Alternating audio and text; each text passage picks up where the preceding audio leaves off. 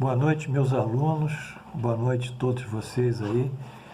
Espero que a gente esteja vencendo gradualmente esse dia a dia que nós passamos. Confesso a vocês que eu tenho muita esperança, muita fé em Deus em relação ao nosso futuro.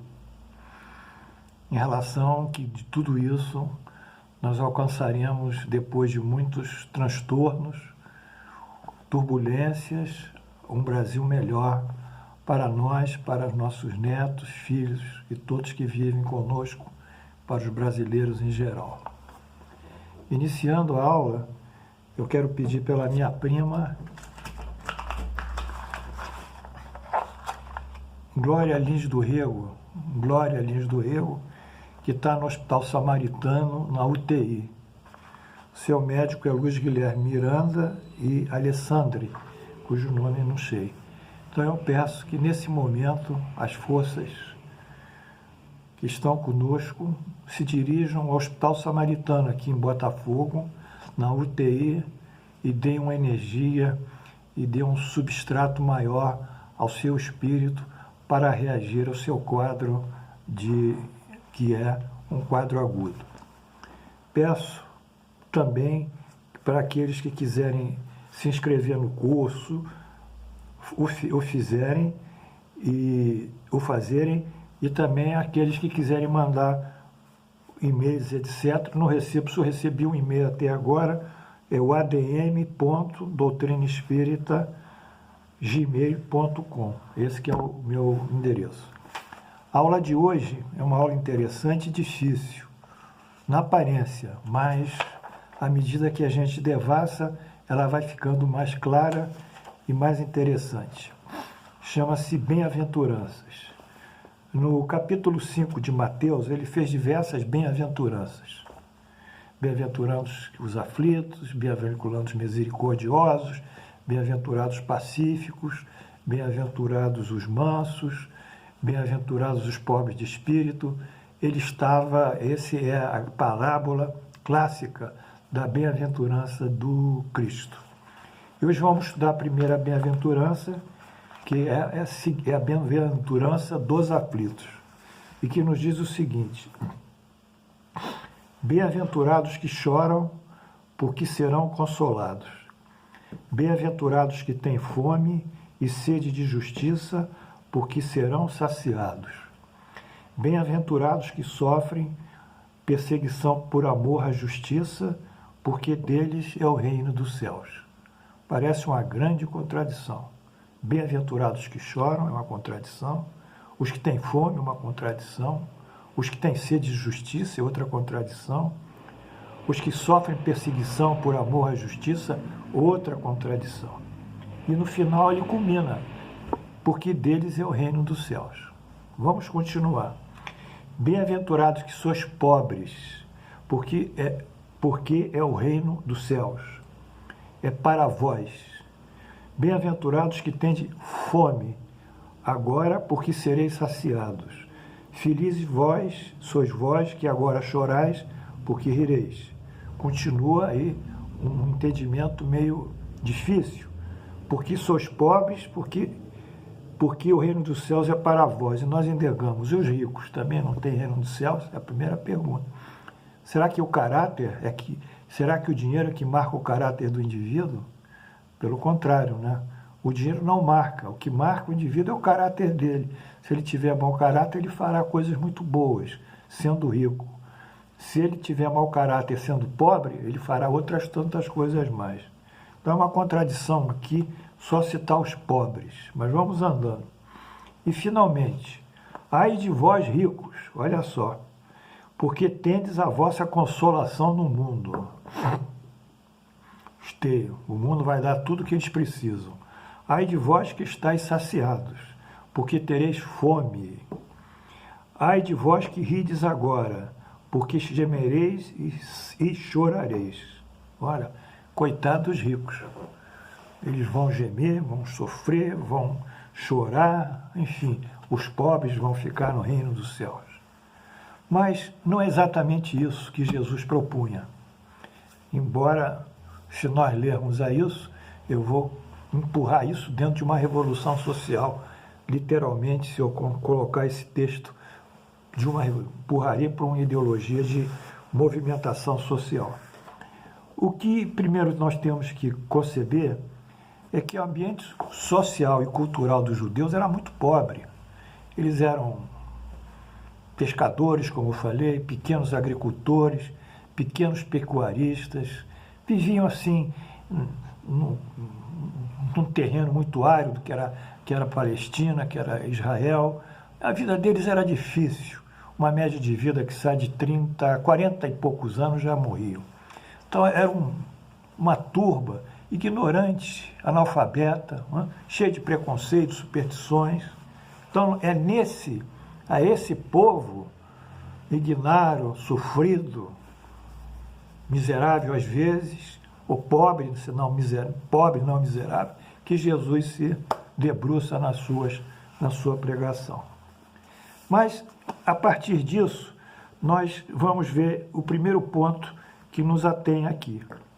Se ele diz que bem-aventurados que choram porque serão consolados, serão, os que têm fome e sede de justiça serão saciados, os que sofrem perseguição por amor à justiça, que é deles o reino dos céus, então Jesus projeta no seu discurso um outro mundo, aonde eles serão felizes. E esse mundo é o reino dos céus. Então o discurso de Jesus não é um discurso para o presente, para ali, para aquele meio ambiente da Palestina, que eles conseguiriam fruir essa felicidade, fruir esses gozos, ter melhores condições de vida. Não. É para o futuro. Então, o primeiro ponto que nós vimos, que o eixo de todo o discurso de Jesus é a vida futura. Sem a vida futura, tudo isso seria um engano, um engodo por parte de Jesus. O segundo ponto é que, quando Jesus fala que aqueles que choram, aqueles que têm fome, aqueles que têm sede de justiça, aqueles que sofrem perseguição pela justiça, enfim, ele quer dizer o seguinte, que quando nós somos submetidos a uma prova, uma expiação, um sofrimento, se nós estamos nos agasalhados pela fé, pela submissão a Deus, à vontade de Deus, e se nos resignamos e temos força, paciência, temperança, como nessa época, inclusive, da pandemia, e nos arrumamos por esses princípios e essas virtudes espirituais, então essas provas que nos chegam, nós suportamos com melhor galardia. E suportamos com melhor galardia no sentido de não nos submetermos a Deus, de não atacarmos a Deus, criticarmos a Deus, maldizermos a Deus ou nos revoltarmos a Deus, dizendo que Deus é injusto, que nos colocou nessa situação que nós não merecíamos. Nós não sabemos, né? Isso nós não sabemos se merecíamos ou não, porque a vida é, desde outras encarnações, mais uma série de encarnações, é uma sucessão de ciclos encarnatórios e desencarnatórios em que os efeitos, ações da vida passada, elas vão fatalmente aparecer como efeitos na vida presente. A causa na vida passada é o efeito na vida presente. E da vida presente na vida futura. Então, o que Jesus quer dizer é que, a partir desses momentos que nós temos sofrimentos, que ele figura com fome, com injustiça, com perseguição pela justiça, não é? Com choro, enfim, a partir desse momento que o sofrimento bate à nossa porta, nós temos que ter uma conduta correta. E a conduta que ele diz, não explicitamente, mas que nós estamos abrindo aqui as palavras-chave dessa metáfora, é que nós temos que ter a galhardia, temos que ter a competência espiritual, temos que ter uma fé, uma tranquilidade, uma paz, uma segurança inabalável, uma resignação firme para suportarmos tudo isso, deixarmos isso passar, deixarmos isso se extinguir como uma chama da vela se extingue pouco a pouco e, ao final, vencida essa circunstância de adversidade, que necessariamente vem de uma transgressão nossa, de uma vida passada ou mesmo na vida presente, vencida essa dívida assumida frente à lei divina, nós nos estaremos libertos. Como um indivíduo que tem uma dívida muito grande, chega para o seu credor, olha, eu quero pagar em 10 vezes. O senhor permite? Permito sim, então eu vou pagar 10 vezes mensalmente, em 10 vezes. Paga, se ficou livre da dívida, respira. Então, nesse momento, o que Jesus vai nos trazer vai ser, para vencermos e sermos bem-aventurados nessas circunstâncias, vai nos pedir a fé, a submissão, a resignação, a temperança e a prece. Porque a prece é o nosso comando mental para com Deus. E lá nós, pelo pensamento, nos atingimos esses momentos incríveis e recebemos em contrapartida uma intuição, um consolo, uma paz indizível e uma situação de felicidade inefável. Então, este que é o ponto de hoje, é uma aprovação que nós respondemos com galhardia e virtude, e daí o reino do céu chegar para nós. Quanto aos ricos, ele fala dos ricos não por serem ricos, mas por serem os indivíduos que colocam todas as suas ambições no mundo material. Eles querem ter gozos, eles querem ter facilidade, eles querem ter prazeres, eles querem ter poder, eles querem usar a riqueza num sentido de autovalorização. Eles são orgulhosos, eles são egoístas, eles são prepotentes. Então, todas essas viciações espirituais já consagram ele. Quando eles desencarnarem, eles vão se espelhar, vão ver no espelho da memória passada, da memória retrógrada, lá atrás, todo o filme da prepotência, da iniquidade, de todos esses males, da dissolução dos costumes e tudo que eles fizeram. E eles vão colher, e daí realmente eles estavam rindo, mas vão chorar. Eles estavam saciados, mas vão ter fome. Não estavam saciados dos prazeres do mundo, mas vão ter fome de uma paz que teriam que ter lá no reino maior. Portanto, essa é a dialética de Jesus. Garanto a vocês que não é fácil. Se lermos literalmente isso, nós vamos aqui tornar-se revolucionários. Eu vou lutar, vou preferir os pobres. A minha luta é pelos pobres e contra os ricos. Não. Mas não foi isso que Jesus propôs.